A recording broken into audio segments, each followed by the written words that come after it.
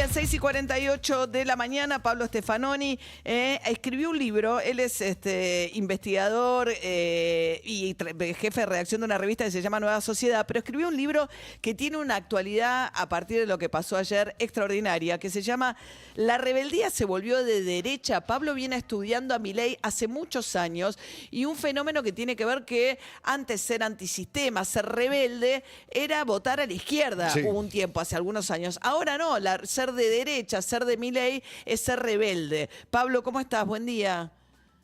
Buen día, María, ¿qué tal? ¿Cómo estás? Bien, bueno, ¿sorprendido por el caudal de Milei? Bueno, por el caudal sí. Yo creo que, como vos decías, cuando yo escribí el libro, hablé mucho de Milei, casi era un libro sobre Milei en un sentido, pero todavía Milei no era candidato a nada, ni siquiera era un político, pero ya expresaba algo.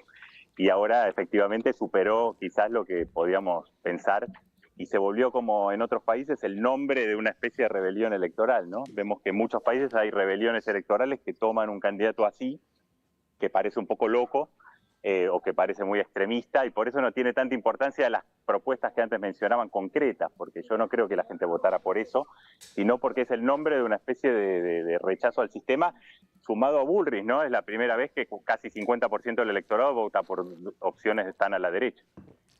Sí, claro. Y incluso lo que pasa con Milei en las encuestas que evidentemente subestimaron su caudal electoral, cuando se le pregunta por las políticas que propone Milei, ese electorado, o una parte de ese electorado, dice, no, estoy en contra, estoy en contra, estoy en contra. Pero después decís, si Milei, sí, lo voto. No hay una correlación entre el voto a Milei y lo que Milei propone específicamente, sino más lo que expresa, ¿no?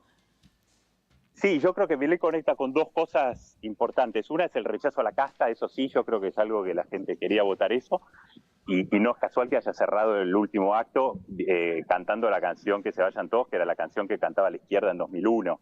Eso lo toma de Podemos en España, es interesante eso, como toma de un partido de izquierda el tema de la casta. Y el segundo, yo creo que conecta también esta idea antiimpuestos, antiestatal, con cierta sensibilidad de sectores sociales muy distintos, desde sectores de clase media hasta sectores populares, y creo que un dato muy interesante del voto de Milei es lo que sacó en zonas muy populares, barrios de La Matanza o provincias del norte, ¿no? Como Salta, donde sacó un montón de votos. Entonces creo que, a diferencia del viejo liberalismo conservador, Milei conecta con un tipo de emprendedorismo popular, de economía informal, que no se siente satisfecho con los planes sociales o con la economía popular de Grabois, y que tiene un tipo de imaginario distinto, ¿no? Ujú.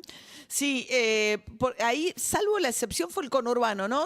Si el conurbano hubiese votado en paralelo a lo que pasó en estas provincias, digo, Mendoza fue impresionante, sacó casi el 45% de los votos, fuerza más votado en la provincia de Córdoba, o sea, hay un voto muy diverso en esta, para poder ganar, como decía, Jujuy, Salta, la Patagonia, ganó en toda la Patagonia, prácticamente con cerca del 40% de los votos.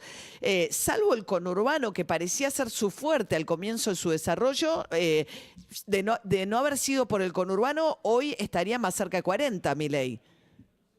Sí, totalmente. Ahí habría que ver bien el voto específico. Es verdad que hay que ver cómo en cada provincia de estas del norte o incluso del sur la idea de casta suena de otra manera, porque hay realmente muy poco cambio en muchas de esas provincias.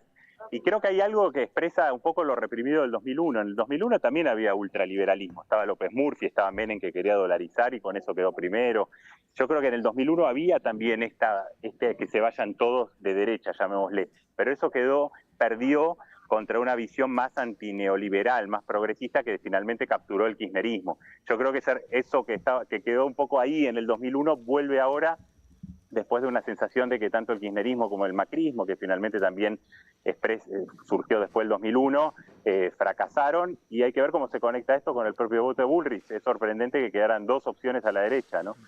Como decía antes, porque Bullrich también, lo de Bullrich es más paradójico porque ella era parte de ese 2001, y era la ministra más impopular de la Rúa, y hoy de algún modo expresa esta idea de refundación del país por derecha. Ahora, es curioso, porque sí, ayer lo analizábamos con Diego Reynoso, que es analista de opinión pública, eso, parecía que estos dos resultados juntos no se podían dar, ¿no? Que si ganaba, si Milei tenía una muy buena elección, era a expensas de una derrota de Patricia Bullrich en la interna con Larreta. Y sin embargo se dieron las dos cosas, una elección extraordinaria muy extraordinaria de Milei y un triunfo de Patricia Bullrich. Ahora, se suponía que del triunfo de la interna entre Bullrich y Larreta surgía él o la muy probable presidenta de los argentinos. Sin embargo, Milei se mostró tan competitivo que ahora, ¿cómo discute con Patricia Bullrich o cómo hace Patricia Bullrich para discutir con Milei y al mismo tiempo tratar de captar voto moderado? Sí, creo que los dos se dividen de algún modo lo que es la agenda, ¿no? Patricia Bullrich la seguridad, de economía siempre mete la pata, pero seguridad es su tema, y Milei la economía, ¿no? La dolarización que conecta con cierta añoranza de la convertibilidad, del menemismo, y entonces hasta ahora pensamos que era un juego de suma cero, donde si Milei crecía le sacaba a Bullrich, y si crecía Milei, Bullrich le sacaba a Milei, pero la realidad es que la derecha se expandió hasta llegar creo que hasta el 47%, ¿no? Ahora, efectivamente, el punto es ese. La verdad es que con Milei ahí también quizás Bullrich incluso aparezca como más razonable de lo que aparecía antes, ¿no? Pasó en Francia cuando apareció Zemmour, que estaba a la derecha, Marine Le Pen. A Marine Le Pen se la empezó a ver como más razonable, porque comparada con el otro que parecía un loco, y yo creo que acá hay que ver si Patricia Bullrich no termina jugando ese papel de algún modo, aparecer como más razonable, con más finalmente entiende la política, viene de la política, frente a alguien, como decían antes, imprevisible política, pero también emocionalmente. Emocionalmente ese es un factor, ¿no? Pero incluso si uno piensa en Trump y en Bolsonaro, también son figuras que aparecen emocionalmente muy inestables o intolerantes a la frustración sobre todo, de enojo muy fácil. Sí, creo que eso también que es una debilidad también en estos contextos, como ese voto expresa un enojo colectivo, una especie de rebelión en las urnas, creo que juega a favor en ese sentido. Y no es casual que Bolsonaro y Trump fueran gobiernos muy malos desde el punto de vista como administración. Trump no pudo ser reelegido, cuando en general los presidentes en Estados Unidos lo son, y Bolsonaro, si bien por poco, tampoco.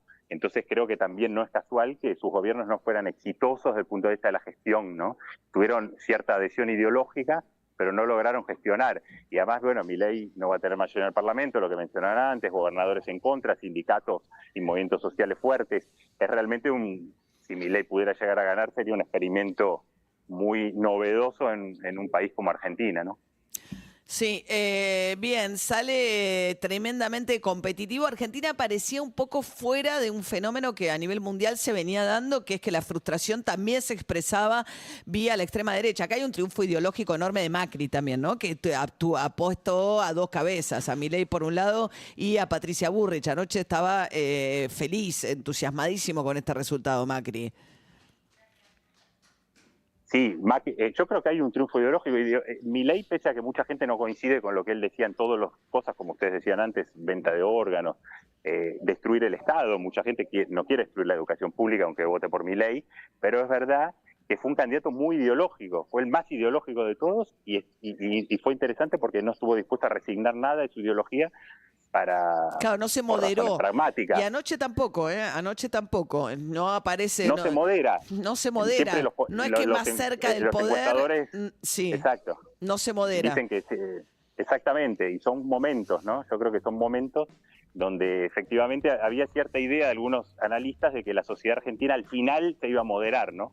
Como que al final iba a ganar Larreta, iba a haber, porque era una sociedad que en el límite era moderada. La gran pregunta es si esto va a potenciar a Milei más porque viene con esta inercia, o va a generar un efecto vértigo que genera algún tipo de activación de frenos, es decir, finalmente los que votaban por Milei no imaginaban que iba a ganar, posiblemente, entonces hay que ver cuál de los dos efectos genera, claro. Pero en todo caso está Bullrich ahí, que está muy a la derecha para lo que es la política argentina, ¿no? Por lo menos en temas de seguridad y economía, no tanto en temas sociales, como el aborto, el matrimonio igualitario, pero yo creo que vamos a ver qué hace Bullrich para volverse, yo creo, más, si ella va a buscar intentar captar un voto más moderado y sea ella la que se modere un poco para tratar de ganar ese voto y ver qué pasa si el peronismo muestra algún reflejo después de esto, ¿no? Bien, Pablo o sigue Stefanoni, cayendo. La rebeldía se volvió de derecha, un libro que es un presagio, visto desde hoy, que publicó en el 2021 la editorial Siglo XXI. Gracias, Pablo. No, gracias a vos. Un abrazo Hasta grande. luego.